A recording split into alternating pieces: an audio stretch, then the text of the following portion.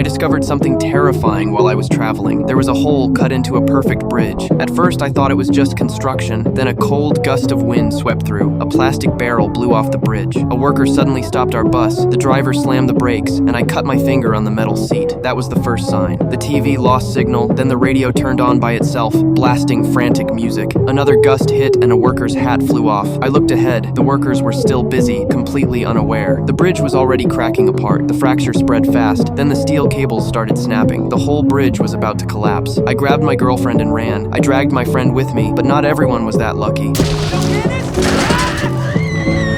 One man stayed on the bus, still talking on his phone. Then the bus dropped straight into the river. I watched him get thrown around inside before he was slammed against the window, unable to move. The bridge turned into chaos. Cars slid, people screamed, then the bridge split into 3 sections. A lot of people were trapped in the middle. That was when I noticed the steel frames on both sides were still intact. I grabbed my girlfriend's hand and told her to keep moving. She was shaking, but step by step she made it across. Just as I was about to follow, I heard my friend screaming for help. I turned back and pulled him onto the steel frame too, but in the chaos he had lost his glasses, could barely see where he was stepping. Then the frame jolted hard. My girlfriend reached for him, but she couldn't hold him. He fell into the water.